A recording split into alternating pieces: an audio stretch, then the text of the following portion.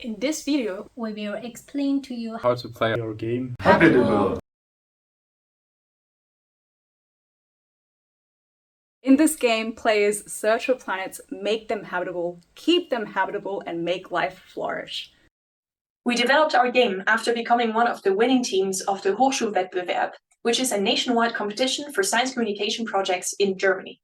In our game, players learn what makes a planet habitable in the first place, and then get to experience how difficult it is to keep a planet habitable. With this game, we also want to share our perspective as astronomers on the climate crisis. We all live on Earth, which is a beautiful, irreplaceable, precious planet in the middle of a vast universe. And it is currently warming up because of our emissions.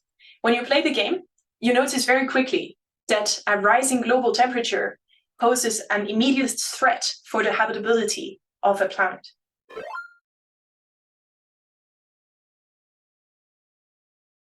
At its core, Habitable is a deck-building game where players will enrich their decks with cards from the marketplace. This will allow them to find planets around different stars and make them habitable and get life. At the center of the game board is the marketplace. Throughout the game, cards will be revealed and shuffled along, and players can buy them to enrich their decks. At the end of each round, one card is discarded from the marketplace into the trash. Also on the game board is a stack of planet cards. Planet cards are drawn when a planet is discovered around a star. Planets have various characteristics such as temperature, water, magnetism, and life. Life can only grow on a planet when it is habitable. A planet is habitable if its temperature, water, and magnetic field are within the black regions. Each player has a player board in front of them in which they place their own deck. All players also start with an identical starting deck. Additionally, each player receives colored tokens which are used to track the properties of planets. Among these tokens are 6 planet tokens marked with numbers 1 to 3, 2 of each number. Each planet token has a green side to indicate habitability and a red side to indicate uninhabitable planets. Lastly, there are event cards, gold cards, and small tokens for extra points.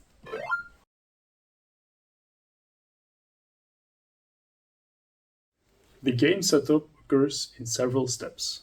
First, each player receives a player board, chooses a color, and takes all the tokens in that color. The 6 planet tokens are placed on the corresponding spots on the player board.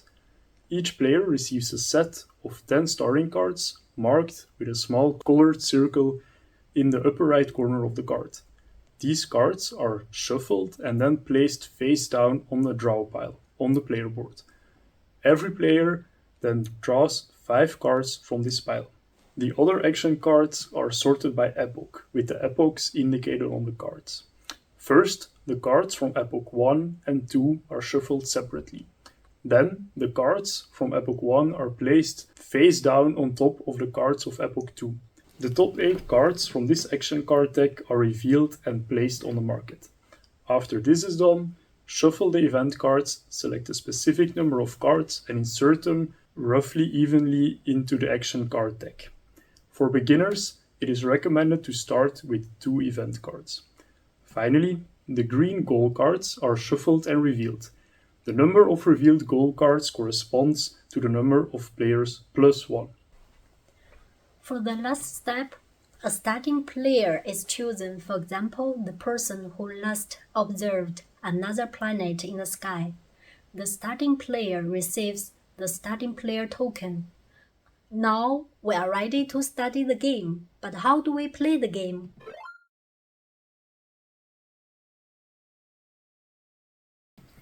At the beginning of a round, the starting player, so the one with the starting player token, moves the last card from the marketplace to the discard pile and refills the marketplace.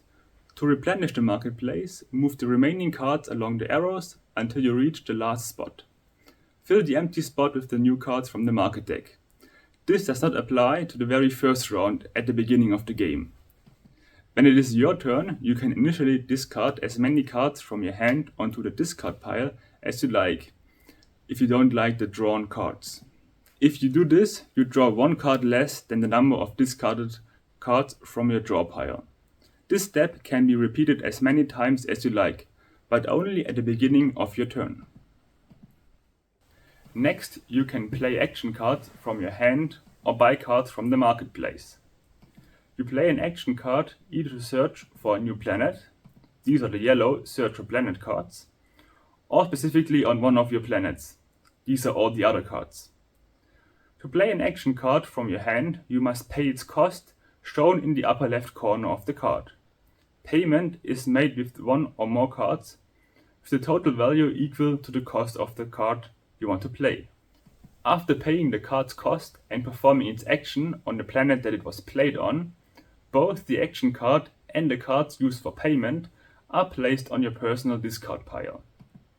To buy a card from the marketplace, you must also purchase it by discarding hand cards with the equal or higher value. The purchased card is then placed on your personal discard pile. Optionally, you can pay 3 times the price to play the card immediately.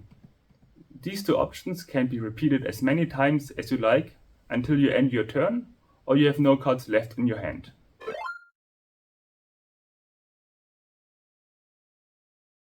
Let's suppose I have this hand at the beginning of the game. Because I do not have any planets yet, I want to search for a new planet. I can do this with the yellow Search for Planet card. It has a cost of 1, which is indicated in the upper left corner. I can pay its cost with one of my other cards. Here, I use the Ice Age card, which is worth 2. I place both cards, the one I used for paying and the one I'm playing, on my personal discard pile. Now I must choose a star around which I want to search for a planet. In my case, I choose the star Epsilon Eridani. Therefore, I stack my 2 planet tokens, 1 on Epsilon Eridani, indicating that I currently have an undiscovered planet around this star. Next, I roll the distance dice and add up their faces. Then, my undiscovered planet moves out as many orbits as indicated on this dice. In this case, it's 3 spaces. If there's already another planet occupying this orbit, my planet just keeps moving outwards until there is a free orbit. Now I can decide whether I want to discover a planet at this distance. In general, planets can only be discovered within the habitable zone, that's the colored region. Depending on the distance to the host star, habitable orbits have also a temperature modifier, which modifies the initial temperature of a planet. So for my planet, the temperature modifier is +1, because it's still very close to its host star. +1 is not much, so I decide to discover a planet at this location.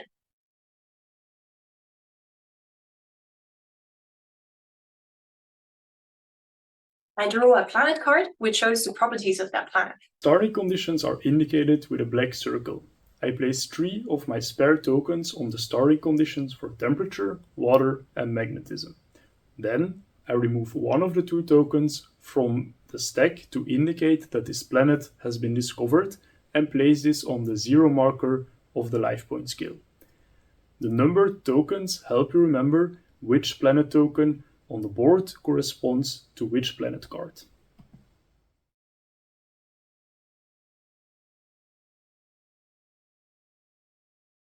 Let's assume I did not discover this planet yet. Then I leave the tokens at that orbit. Later, I can again use a yellow Search for Planet card to increase this planet's distance until I want to discover it. I can only increase the distance of the planets with the Search for Planet card, not decrease it. Once a planet is discovered, its orbit can only be modified by the Orbital Migration card. More on that later. If a planet moves outside the habitable zone, return the tokens to your player board. You can reuse them later to again search for a new planet. Each player can only have up to 3 planets in the game. You can also have multiple undiscovered planets at the same time, even around the same star, if you like.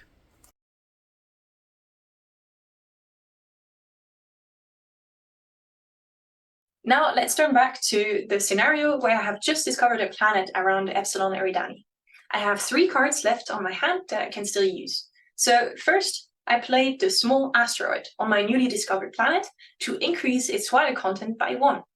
I pay for its cost of 2 with the Accrete Mass card, which is worth 2. I still have the Orbital Migration card left in my hand, so I will use it to buy a new card from the marketplace, which is worth 3 or less, and in this case, I'm going to choose the Comment card. I place both these cards on my discard pile. Since I don't have any cards left, I finish my turn.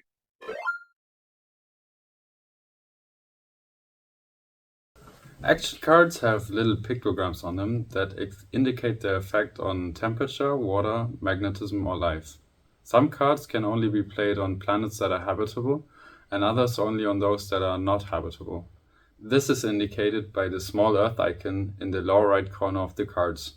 Certain cards also show this symbol, which means that this card can only be played on a habitable planet or on a planet which has more than 3 life points. A number of cards show red +1 or +2 next to their cost. These cards can be used to attack the planets of other players. If you want to attack, the cost of that card increases by 1 or 2, depending on the red indicator. You can only attack planets in the same star system as the one you are in. Other cards show a green -1 next to their cost. These are cards that increase the life on one of your planets. If you have a directly neighboring planet that is habitable and located next to the planet you apply this card to, the cost of this card reduces by 1. The Moon card is a special card because it can be used in 2 different ways. First, it can be used as a defense card in between your turns. If an event is revealed in the marketplace, the Moon can be used to defend one of your planets from the event. To do this, you need to have the Moon card in your hand when the event occurs. If you have multiple Moon cards in your hand, you can also defend as many planets as you have Moon cards. Similarly, if one of your planets gets attacked and you have a Moon card in your hand, you can use it to defend the attacked planet. If you choose to use the Moon card as a defense, the event or attack does not affect your planet. In this case, you have to place the used Moon card or Moon cards onto the trash pile. Then you can draw as many new cards from your personal draw pile as you have trashed Moon cards. Second, the Moon card can be used to trash unwanted cards from your hand during your turn. This is helpful to build a stronger deck over time. In this case, the Moon card does not have a cost. You place it into your personal discard pile and trash one of the cards from your hand, placing it on the trash pile. The Cambrian Explosion card and the Bombardment card let you both search through your draw pile for cards that either increase life or increase water. If you play the Cambrian Explosion card on one of your planets, you increase its life by 1. Then, reveal one card after the other from your personal draw pile until you find a card that increases life. This card is then played for free on your planet. However, note that a Cambrian Explosion card cannot trigger another Cambrian Explosion. If you cannot find a suitable card in your draw pile, shuffle your discard pile and continue. After playing the new card for free, shuffle all cards that you have revealed and place them on top of your draw pile. The Bombardment card works in a very similar way. First, the water level on the planet you select for this action is increased by 1. Then you search for cards that increase water by drawing cards from your deck. This water card is then played for free on all planets located in the same star system as your planet. With the Orbital Migration card, you can modify the distance of one of your already discovered planets by 1. If there is another planet at your new location, you swap places. If there is a temperature modifier on your new orbit, adjust the temperature of your planet accordingly.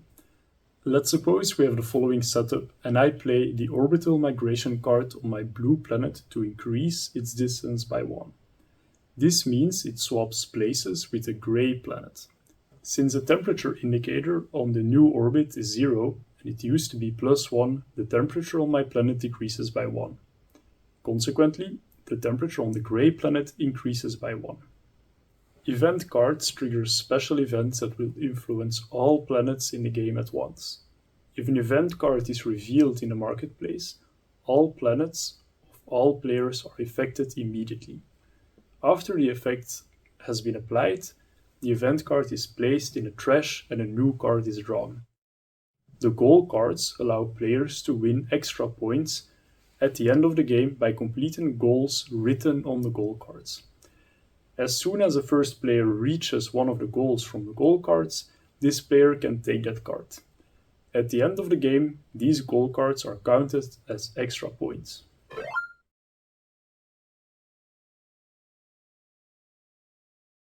Now we'll show how a typical round looks like. I have 2 planets with the following conditions and the following hand. I can play the Accrete Mass card on planet 1 and pay for it with the Moon. I am allowed to play the Accrete Mass card, which can only be placed on uninhabitable planets, since planet 1 is not yet habitable. The magnetism of planet 1 increases by 1, making planet 1 habitable. I then indicate that planet 1 is now habitable. Then I play the Extremophile card on planet 1. This card can only be played on habitable planets or planets with at least 1 life point. And since planet 1 just became habitable, this is the case here. Since the gray planet next to planet 1 is already habitable, the cost of the Extremophile card is reduced by 1. I can pay for it with the Ice Age and the Small Asteroid card. Then I increase the life point of planet 1 by 2. Now I end my turn. Then I check all the conditions of my planets. Planet 1 has only 2 life points, therefore the temperature stays the same. The temperature is neither at its maximum nor minimum value, so nothing changes. The planet is still habitable, which means the number of the life points remains the same. The same also applies for the planet number 2. Then I pick up 5 new cards. There are only 2 cards left on my draw pile. So I first take these 2 cards, then I shuffle all the cards from my discard pile and form my new draw pile. Finally, I take 3 more cards, so I have 5 cards in total. Then it is the next player's turn.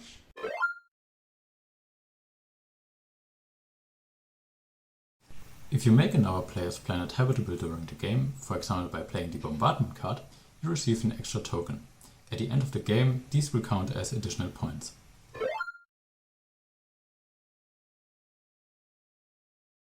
The game ends as soon as the marketplace can no longer be replenished. However, you still finish your current round to make sure every player had the same number of turns. After the last player finishes their turn, everyone goes through one final end of turn round on all their planets. The conditions are the same as before. If the planet's life points are greater than 5, its temperature is increased by 1. If the temperature is at its maximum, reduce the water by 1. If the temperature is at its minimum, reduce the magnetism by 1. If the planet is no longer habitable, reduce the life points by 1.